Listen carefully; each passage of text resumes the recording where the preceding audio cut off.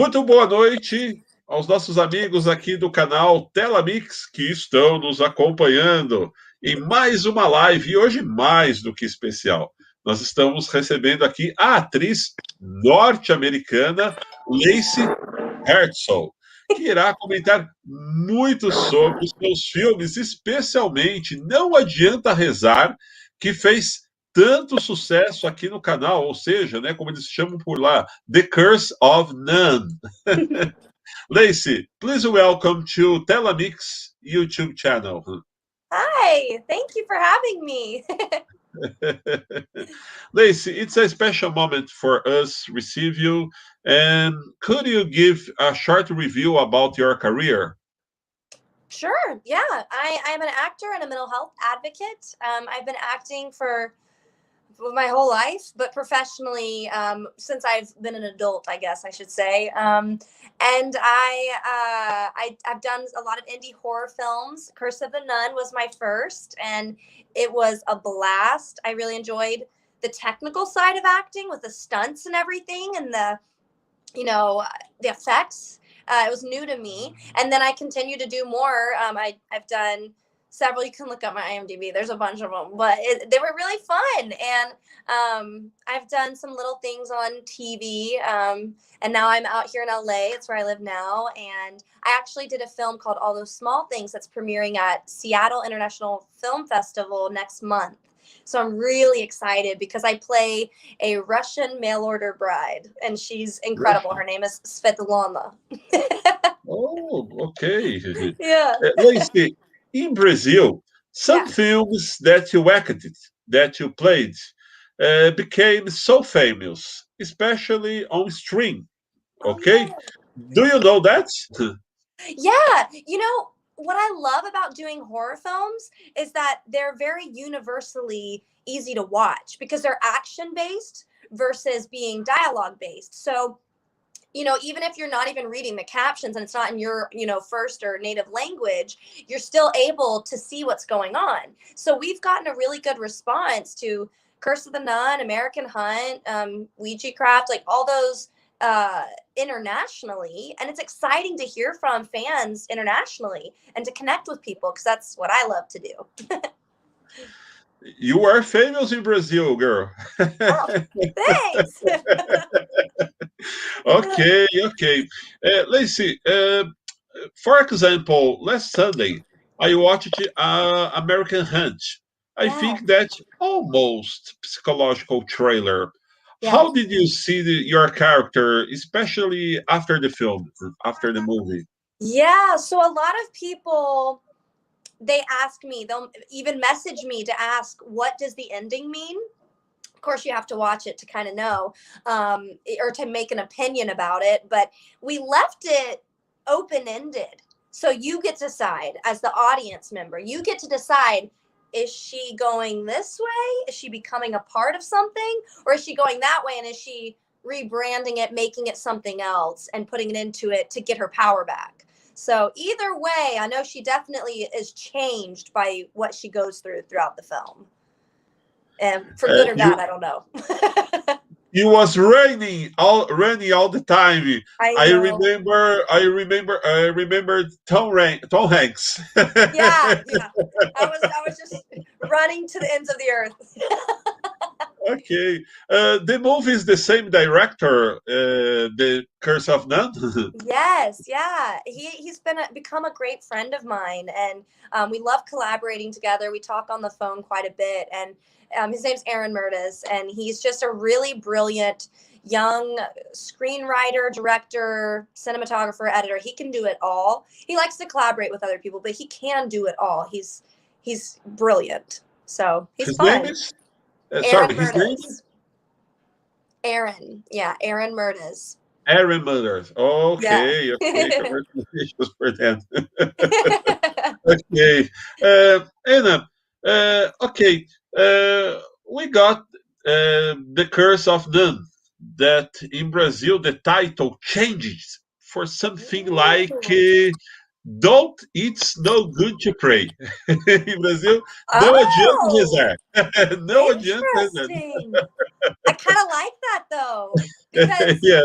I mean, it makes a point of how Anna feels helpless when she's in there against an evil nun, you know? So Oh, there's no point. okay. Like I said off for you, we made a video in this channel with a lot of, we get a lot of comments on Oh, our audience.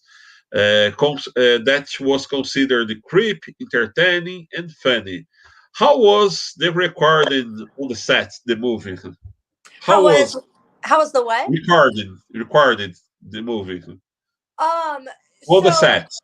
the sets, it's funny. We used one big house for the Oh, whole thing. Yeah. So pretty much everything that you see is based at that one location. And Aaron was really good at being innovative of how to, you know, make use of the space in a way that made the audience feel like they were in that space with us, and the way that he filmed it, especially with, you know, all the tricks that are happening because of this evil presence that's looming. You want to feel like it's looming on everyone, not just me, but the people watching. So yeah, we kind of experimented here and there. I know he did a lot of work beforehand, pre-production, but when we got on set, it was cool to see how he brought it all together in that same house that we all hung out at.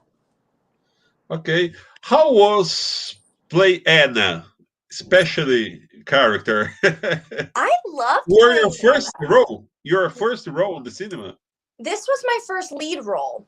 Yeah. Okay, I've okay, always grown up doing theater, but for film, I guess I had like short films I had done where I was the lead, but this was okay, my sure. first lead in a feature film.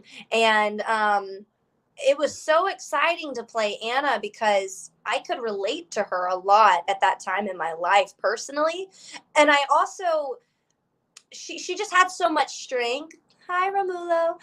She had so Okay, much strength that it's just encouraging and empowering to play a strong woman, you know, especially who's young and who has been through a lot, and she's not going to let the tough things she's been through keep her down. I mean, Anna had struggled with addiction, and she had been through a divorce. She has a young daughter that she had when she was 15. So it was a lot that could bring her, you know, that work against her. And I liked her fighting spirit. And I liked that it was kind of synonymous to Anna fighting Sister Catherine versus me in life just fighting obstacles. You know, it's like, I'm going to make it through, even if it looks like I can't. okay, So, yeah. okay, amazing. Uh, I consider in that movie we get some funny moments. For example, the scene on the shot when Anna received the pizza and Yes. refused to pay the tip. Yes. And especially moment for me and when the nun was listening behind the door Yeah. while Anna and KK was playing. Okay, I asked myself why the ghost was listening behind the door. That's a good point. That's a very, and that's the fun thing. So, well, so first of all, the pizza part is really fun because that was the first scene we filmed. Was the first scene in the movie. It's not the first scene, but it's the maybe it is the first scene. I have to rewatch. But it was the first scene that we filmed with the pizza truck driver pulling up, and I get the pizza, and then he's like, ask for a tip, and then I pull out, and I'm like, yeah, okay, you know. And it's like That's so funny. it establishes who she is, you know, and what she's about, and that was really fun, and just to be kind of like an anarchist and someone who doesn't care. She's going to do her own thing. She's whatever, you know, and, but you still want to get the audience on her side, obviously, but she's still relatable. And then with Sister Catherine listening in, it's a funny thing to notice. And I agree because we had different talks about, you know, Sister Catherine is an evil spirit or not. She's a trapped spirit rather. So you can get away with a lot. You have so many endless choices for how to play that character and like how to justify the actions that she makes and decides to do. So it was fun feeling limitless and like seeing what Ray came up with, the actress who played Sister Catherine, and Aaron, and it was a lot of fun for us, to be honest. because we were like one big imagination telling this story and thinking this works, that works. How about this? You know, horror films, you can get away with a lot. And I like that. I think the sister, the nun, loved Anna because all the time, Anna, please don't go, stay here. Like, she trying to keep me as a lover? Yeah. Who knows? Who knows? It would have made sense. Anna has a little fluid vibe. But I think, you know, it's funny. Our idea was like, Sister Catherine wants someone to take her place. So she was convinced that if she could kill Anna, Anna would take her place so that Sister Catherine could then go on and be in peace. And she would have, like, you know, gone through her penance, I guess, period of in between because of what happens in the film and how she, you know, decides to take her life. I love you, my nurse. Hi, Tony. Thank you. Okay. One curious, Lacy, about the guy or the girl, that's the woman who played the sister. Yeah. Who was? Yes, it was Ray Hunt. Yeah, Okay. she has done a couple other things with Aaron as well, and she's great. She was a great actor to work with because when you're working with a monster or a villain and you're doing a bunch of technical stuff, you have to have someone you can trust, you know, someone that you feel comfortable with. And Ray's so sweet and so warm, so that, you know, obviously that transition she made was intense, and it was great because it gave me more to feed off of.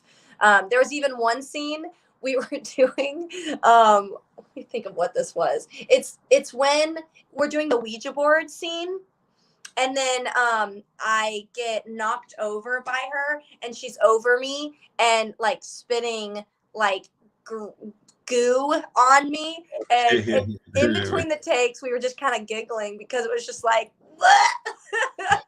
it was funny. It was just like all over my. We were both like, "Well, we went there." Did you watch Brazilian version?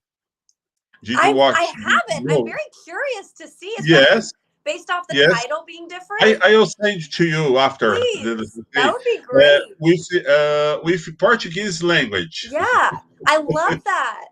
I love when they do it because it's nice to see. I like watching foreign films both ways, where you're watching with the captions you read, but they also do so much of the dubbing now, you know, where you can hear it in your language. And I think that's awesome. And it's fun. It's fun for voiceover actors too. Your voice, Anna's voice in the Portuguese version was so different. Really? I want to hear it. Oh my God. Well, that's funny you say that because when we filmed Curse of the Nun, Aaron pointed out, because I do different styles of techniques and everything. Nurse, no, nun, okay? I got you, Tony. Thank you.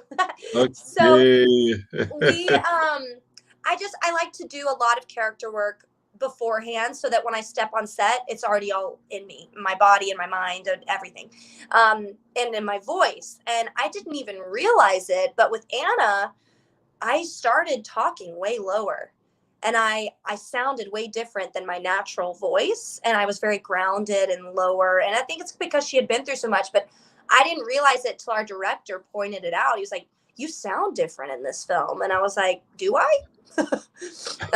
So I was like, I guess, but you watch it back and it's definitely true. I mean, I can try to mimic it, but it's like I talk from like way deep right here, and I'm like, what are you even talking about? Yeah, versus my voice. So it was kind of fun. So I'd be curious to hear the dub version. It sounds like it's high pitched like mine. Okay, it's amazing. Do you think that moments keep the movie more lightly than creep? More what? More light. More light? More light than creep. Oh, sure. Yeah. I think we definitely wanted, that's why KK is such an important part of the script, because he's funny, he's goofy, and he brings out the funny side of Anna, you know? So I think for Aaron too, it was important. He's a great director and writer overall, but he's passionate about bringing part of himself to a script, you know, and he's a funny guy. He's goofy. And so each horror film he writes, it's only natural that his comedic timing or little nuances find their way in. And I think it was important too, because the film, it's got a lot of action, so it's high paced, and then it's mixed in with either the really dramatic moments or the funny moments, you know, where we sit down and we talk. Okay, Lacy. Personally, do you like scary movies? I do. I have to say that with a thing attached. I used to watch them more when I was younger, and then they started scaring me. Like, I used to watch them a lot, and I loved them. But then at the age of like 15, they started really getting to me psychologically. And so I had to start being careful about how I watch them, how often, which ones I watch. Some of them don't bother me at all. And then some of them really mess with me. So I have to be careful. Being in them helps, though. It helps me to understand the behind the scenes stuff. What's your favorite? You know, I don't know if this is more psychological or scary, but I just watched The Village. And I love M. Night Shyamalan. It would be a dream to work with M. Night Shyamalan. I love Split. I love Glass. I love it's Unbreakable before, you know, Split. But M. Night Shyamalan did The Village like in early 2000s. And I don't know why it took me so long to watch it, but I think that is a beautifully put together movie that wraps up nicely in the end. And I like any movie that feels satisfying like that. So I like the classics as well. Of course, I love The Shining. That's a classic, amazing film. And here's the thing. I like the concept of it, but I personally am afraid of clowns. So I can't watch it. I just can't do it. I haven't yet. Maybe I could one day, but you said that you love M. Night Shyamalan. Yes. Do you remember Six Signs? Yes. Oh my gosh. Sixth Sense. I watched it 6 times on the theater, on the cinema in 1999. I watched 6 Brilliant. times. Wow, I don't blame you. It's a brilliant film. And wow, it's the type of film that really affects you. You know, it's like, yes. I remember I watched this probably when I was way too young. I was probably like 7 or 8. And I watched it and it messed with me and made me have a fear of throwing up because of the ghost that's throwing up in the tent, you know, from the closet and all the poisoning, all that. But, oh my gosh, it's such a good movie. It is like, that's why I like M. Night Shyamalan so much. His stuff is so creative and like, it just takes you into a whole new world and story and you're going, what? And then at the end, I feel like there's always some type of whoa or a resolution that's like satisfying. So yeah, okay. Love that one. Fantastic. It's fantastic. Like Glass. Yes. Yeah. And honestly, I loved Glass, but I liked Split better because I'm a mental health advocate and I'm diagnosed bipolar. And so I love studying different mental health conditions and disorders. So with Split, with dissociative identity disorder, and James McAvoy was impeccable in his performance and portrayal. It was just exciting to see a creative take on that style of film that includes a more accurate depiction of, you know, maybe someone's version of living with DID. So I don't know. I loved that film. I watched it again last month and I was like, this is just amazing. Who knows? Maybe one day you will work with M. Night Shyamalan. That would be a dream. That would be a dream come true. Okay. It's possible. It is possible. Yeah, you have the universe. you have so much talent for do that. Thank you. Thank you very much. Okay, Lacy, I saw in a video on the internet that you had a supernatural experience. Is it true? Oh, In real life? yeah. Yeah. In Tell fact, us, please. I this room is where one of them happened. Oh, It's weird. We refer to this energy as energy friend because something happened before I moved into this condo. We were doing the final walkthrough of the place, and we were alone. And my boyfriend and I were standing in the middle of the room, and there was no furniture except for something on the wall, and right over here a desk of drawers that the people had left before they were done moving out. So they had left that there. And we're just measuring out the size of the room and talking in the center. And out of my peripheral vision, I could see and I heard this loud zoom. And it was the bottom, wow. yeah, it was the bottom drawer of the wooden chest of drawers that shot out towards my dog, actually, because it looked like it was trying to communicate with her or something, or get our attention. So the funny thing is, I have had different things. One time I was filming a movie in Boston. This was in 2019, and it was at a haunted hotel, they told us, because it was, what part of Boston was it?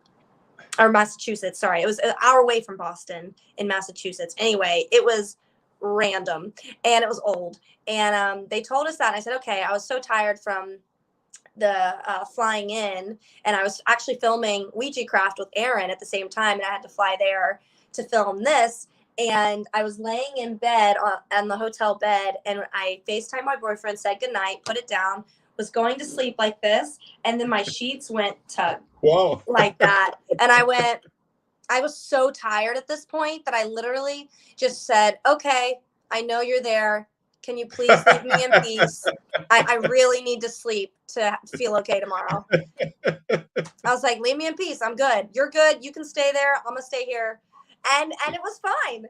So I've learned, when I was a kid, it was more, I mean, I still have curiosity about it all, but, and it's definitely there, whatever you want to call it, spiritual realm, energy.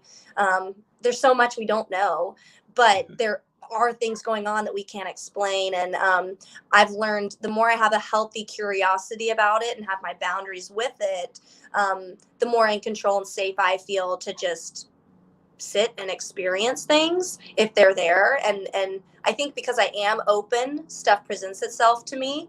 And yeah, sometimes I put on my boundaries though. I'm like, not tonight. No, thank you. Okay. I don't want to be scared. And Okay.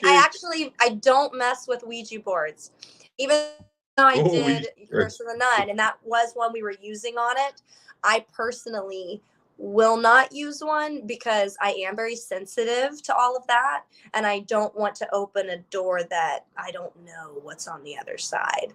So just to be safe, I just don't. For now, I probably will at some point in my life. Yeah, be careful. Be careful. Okay. Do you know something about Brazilian horror movies? About Brazilian horror, you know,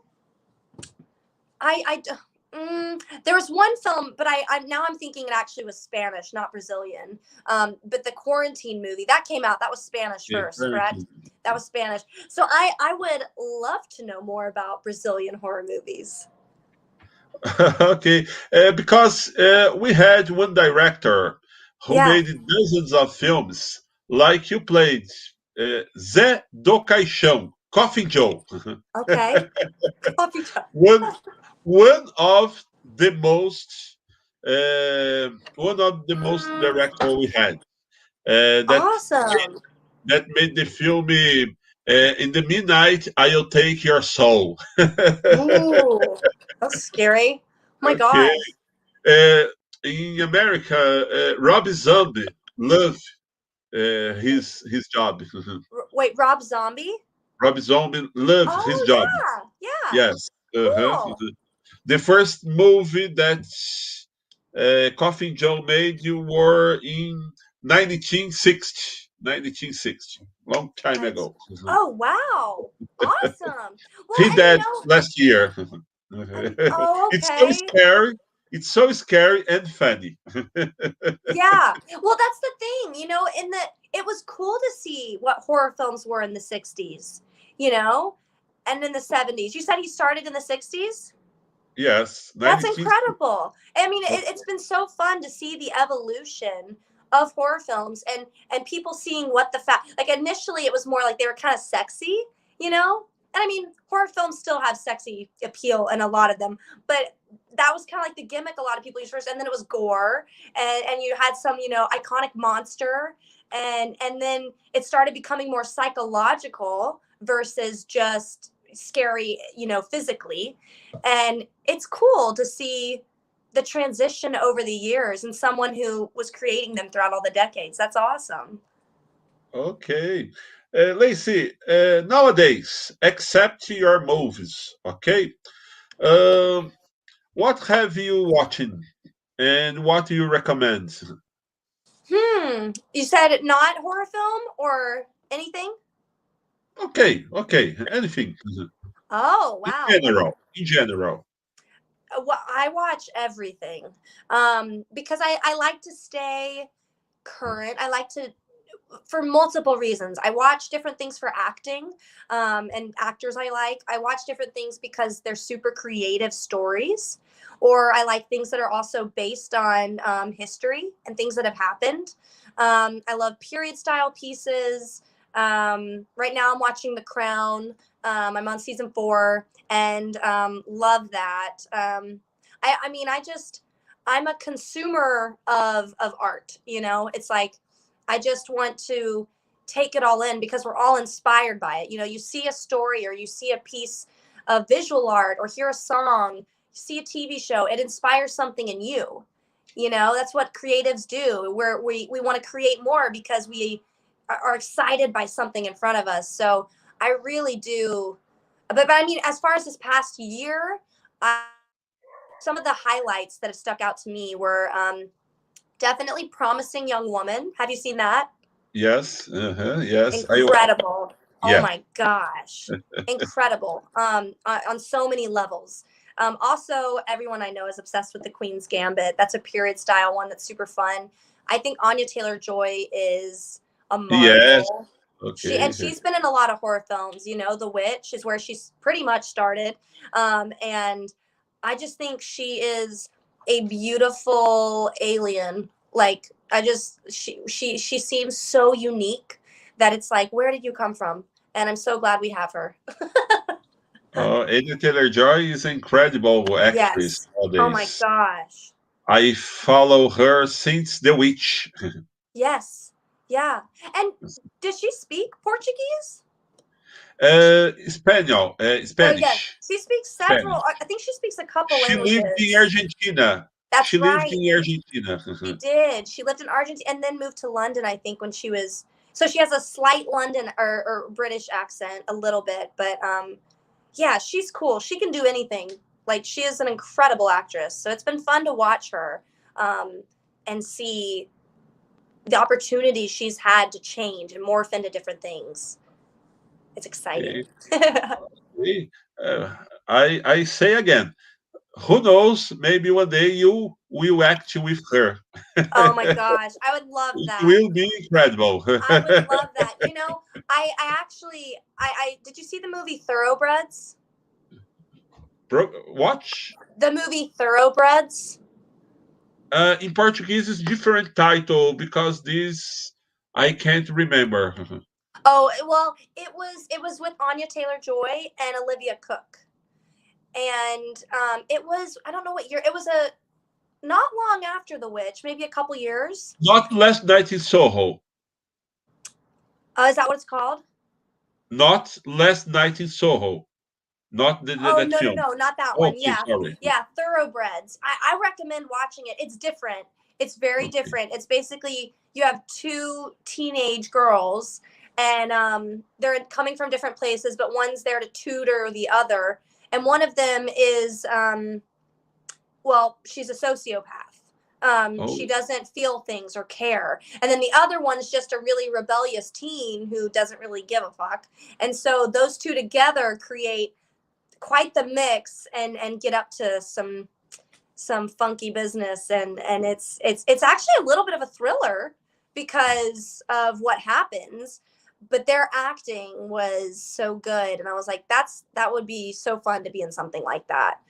So yeah, maybe one day. Lacy, I realize that you love movies, you love cinema, obviously. I think you should start maybe a YouTube channel Oh about yeah, reviews. Why not? I mean, it could be You're fun. smart for it.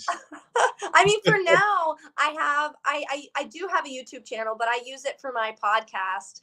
This is Okay. temporary, yeah, because it's Okay. where all of our episodes go from the podcast. We record them, and so people can actually see us talking. In addition to the audio that's on the podcast on like Okay. Spotify and Apple. So that's what my YouTube is for technically. But I do love. I mean, I'm a lover of life and art and everything. So I can talk about most things. Not that I'm Okay. super knowledgeable, but I get excited. Okay. Cool. Do you sing too? Do you sing? Yeah. Yeah. I mean, I grew up. What type? Do I? What type of music? I mean, What kind of music? I grew up singing in the theater, so musical Oh, theater, but I just like to sing anything. I mean, I did have vocal training, and you get in and out of practice, and then you have that one random good day in the shower where you're like, oh, I can still hit those notes. So I jam out to everything. Honestly, I I used to sing more like I liked Ingrid Michaelson's style. It's kind of a coffee house sound, but I did a little pilot back in Nashville where we sang pop, and jazz is fun because I grew up listening to Nora Jones with my mom. So yeah, I like everything, and obviously I'm a big Beatles fan, so I okay. sing all the Beatles. I love Billy Joel, Elton John, even like all of Motown. I love it all. I like all the old stuff. From Brazil, do you know something? Do you know anything in Ooh, Brazilian music? share with me some of your like top songs and stuff like that. Let's see. I asked you, do you know something about Brazilian music? Yeah, no, I was curious, like if I did, if you Okay. mentioned them, if I could recognize. Okay, okay. Well, nowadays and ever, we have samba. Samba, yeah, Carnival the all samba the is time. so fun. Oh my Yes, we have gosh. some groups, samba on the radio, on the parties, Yeah, okay, and something like uh, country music, yeah. country music in US. Here we call sertanejo, Oh, sertanejo university. but y'all like the country music? Yes, country music, That's fun. You but know, we have some love musics from Djavan. I don't know if you know about that guy, I'd have to Djavan. listen to it. Okay, Milton Nascimento, Tom Okay. Jobim, óbvios que American Love, Jobim. Yeah. How but fun. I love rock and roll Yeah. in Brazil. Okay. We have a lot of bands, especially from eights. From Wow. eights, So we are they like have modern rock and roll or like 70s, 80s rock and roll? the mix. We A have the mix. mix. Okay. Yeah, Cool. especially in eights, we have some bands that inspired from Beatles, for Yeah. example. Okay, uh, we had Roupa Nova. Wow. That's so Love fun though. music, love musics, okay? In Yeah. English, new clothes, okay? Okay. New clothes. Cool. Overall, You know, okay? one of Uh, the things that I love the most about Brazilian culture is this like the samba, the culture of dance. Of everyone's just always ready to like do a little. stand up at a restaurant and just dance a little bit in between their drinks. You know, it's just like, that's the way I want to be. Like, or I naturally am. It's like, I want to stand up and dance. I want to be like, it just seems very welcoming and warm, you know? Everyone is very artistic and musical. And I think that's something that I don't know, I know every culture is different, but that's one of my favorite things. What I love learning about other cultures, but to learn people's different dance styles. And the samba is one that's, it can be casual, it can be romantic, it can be sexy, it can be, you know, not sexy. I mean, it can be like anything, but everyone can do it and everyone can enjoy it. It's such a communal thing. And I wish that I grew up in a community that danced together all the time. Instead, it was just me entertaining people, me dancing. Okay. When Americans came to Brazil, they love food, Yes. especially feijoada and barbecue. Oh, In yes. Brazil, we have different barbecue than American. Oh, yeah. You know, it's Big funny. steaks. It's funny. My favorite I was a bartender for a little bit, and my favorite cocktail is the Brazilian cocktail, the capoeira. And I love cachaça. Yeah, did I say it right? No, I don't drink alcohol. Oh, you don't? Honestly, I don't really more anymore. My vicious is Coca-Cola. Coca-Cola, there you go.